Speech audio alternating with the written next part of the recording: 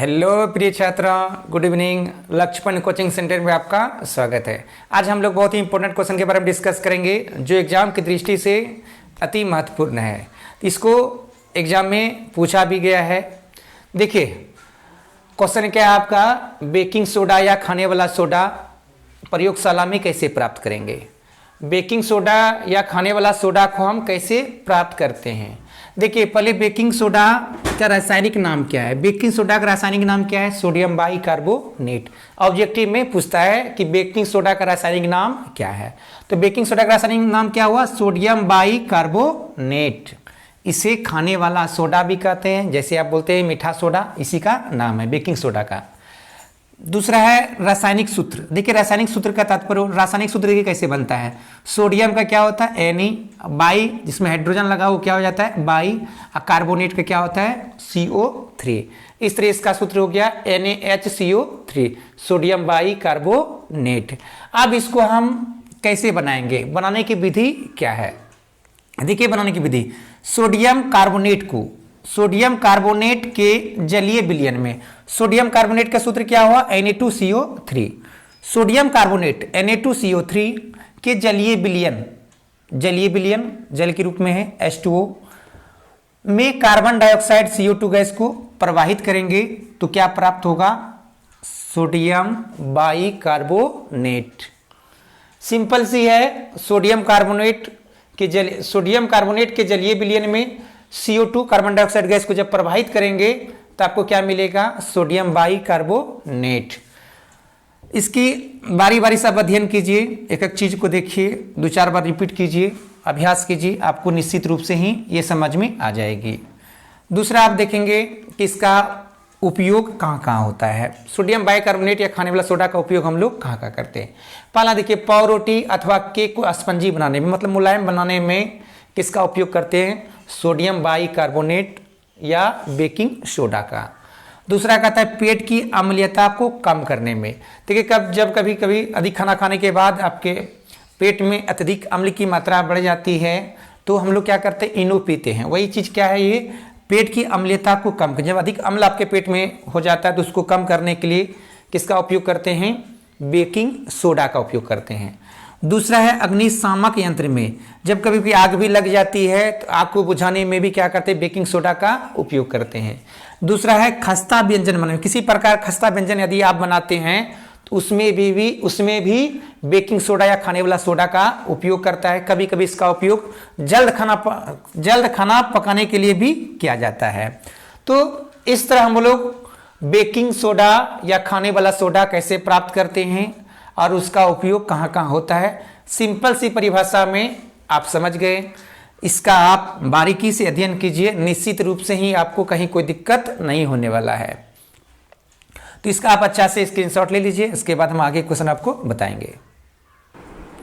अब हम लोग दूसरा महत्वपूर्ण क्वेश्चन पढ़ेंगे, धोबन सोडा या धावन सोडा, जिसको वॉशिंग पाउडर भी बोलते हैं। तो धोबन सोडा क्वेश्चन आपसे पूछेगा कि धोबन सोडा को प्रयोगशाला में कैसे प्राप्त किया जाता है।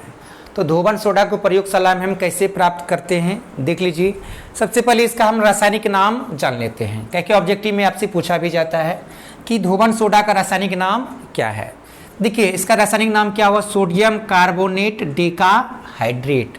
सोडियम कार्बोनेट डेकाहाइड्रेट, डेका से तात्पर्य हुआ 10, नहीं तो सोडियम का Na2, आपको सूत्र जब हम बताए हैं तो उसको देखिएगा ये 2 क्यों आता है, एक बार थोड़ा सा बता देते हैं। यहाँ पे सोडियम हुआ ये CO3, सोडियम की संयोजकता 1 होती है और कार्बोनेट की संयोजकता कितनी होती है, 2 होती है। तो ये ऐसे एक दूसरे से क्या होता है गुना, तो Na2CO3, इसलिए यहाँ पे 2 लगा है। ये कार्बोनेट की संयोजकता है, Na की संयोजकता यहाँ पे 1 है। तो सोडियम Na2, कार्बोनेट CO3, और डेका मतलब 10, हाइड्रेट मतलब जल, नहीं तो ये क्या हुआ, सोडियम धोबन सोडा का रासायनिक सूत्र Na2CO3 देखिए रसायन शास्त्र में जब 1 होता है तो उसे क्या कहते हैं, मोनो, 2 होता है तो आपका डाई, 3 होता है ट्राई, 4 होता है टेट्रा, फिर पेंटा, हेक्सा, हेप्टा, ऑक्टा, नोनेन और डेकन होता है ना। उसी प्रकार जब यूपेक नेम आपको हम पढ़ाएंगे तो उसमें आपका डेका का चर्चा करेंगे, टेट्रा का चर्चा करेंगे। तो उसी प्रकार ये डेका का तात्पर्य क्या हुआ, 10, हाइड्रेट मतलब जल।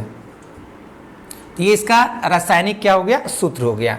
अब हम लोग इसको बनाने की विधि पढ़ते हैं कि हम सोडियम कार्बोनेट डेकाहाइड्रेट कैसे प्राप्त कर सकते हैं। देखिए क्या कहता है, सोडियम हाइड्रोक्साइड NaOH, देखिए यहाँ पे लिए क्या लिए NaOH, सोडियम हाइड्रोक्साइड NaOH के विलयन में, इनके विलयन में क्या करते हैं, CO2 कार्बन डाइऑक्साइड गैस को प्रवाहित करते हैं। जब सोडियम हाइड्रोक्साइड का अणुसूत्र NaOH, इसमें जब कार्बन डाइऑक्साइड गैस को क्या करेंगे, प्रवाहित करेंगे, गर्म करेंगे, तो क्या प्राप्त होगा आपको Na2CO3, सोडियम कार्बोनेट Na2CO3, इसके साथ जल का भी निर्माण होगा। तो ये आपको जलीय विलयन के रूप में क्या होगा, प्राप्त हो जाएगा। क्या प्राप्त होगा, Na2CO3 प्लस H2O। यदि इसको यदि हम ठंडा करते हैं, पहले इसका सांद्रण करेंगे, इसमें जो अशुद्धि हो जाएगा उसको हम उस अशुद्धि को बाहर निकालेंगे। जब इसको हम ठंडा करेंगे सोडियम कार्बोनेट के रवाकरण से, जब इसको हम ठंडा करेंगे तो धोने का सोडा Na2CO3 × 10H2O प्राप्त होता है। अभी ये निर्जलीय के रूप में है, इसमें जल नहीं है, यहाँ पे क्या हुआ, जल मिल जाता है। जब इसको ठंडा करेंगे, रवाकरण करेंगे, तो रवाकरण से आपको क्या प्राप्त होगा, धोने का सोडा। तो ये सिंपल सी परिभाषा, इसको पढ़िए, इसका अनुसूत्र लिखिए, किसके साथ अभिक्रिया कराते हैं उसको लिखिए, जो प्राप्त होता है सोडियम कार्बोनेट वो लिख दीजिए, उसके साथ आपका जल क्या प्राप्त होती है। तो बारी बारी से पढ़िए, अनुसूत्र को लिखिए, 2-4 बार अभ्यास कीजिए, निश्चित ही आपको समझ में आ जाएगी। तो सोडियम हाइड्रोक्साइड के विलयन में कार्बन डाइऑक्साइड गैस को प्रवाहित करेंगे तो क्या प्राप्त होगा, सोडियम कार्बोनेट, उसके साथ जल प्राप्त, एक विलयन के रूप में प्राप्त होता है। तो इसको यदि हम इसका रवाकरण करेंगे, इसको हम ठंडा करेंगे, तो रवाकरण के रूप में ठोस में प्राप्त क्या होगा आपका, सोडियम कार्बोनेट डेकाहाइड्रेट, जिसको क्या बोलते हैं, धोने का सोडा। इस प्रकार आप इसको प्राप्त कर सकते हैं। अब देखिए इसका हम उपयोग कहाँ कहाँ करते हैं। धोने का सोडा मतलब धोने वाला सोडा, कपड़ा को धोने में क्या करते हैं, इसका उपयोग किया जाता है। दूसरा कहता है कागज, कांच, साबुन आदि बनाने में भी इसका उपयोग करते हैं। दूसरा प्रयोगशाला में अभिकर्मक के रूप में इसका व्यवहार किया जाता है। तो इस प्रकार हम धोने वाला सोडा को भी पढ़ लिए बहुत सिंपल तरह से। तो हमें आशा है कि आपको अच्छी तरह समझ में आ गया होगा। अब बारी बारी से इसका अध्ययन करेंगे, निश्चित रूप से आपको समझ में आ जाएगा। तो इसका आप स्क्रीनशॉट ले लीजिए। यदि आपको मेरा वीडियो अच्छा लगा हो तो लाइक करें, सब्सक्राइब करें और कमेंट करना ना भूलें। धन्यवाद।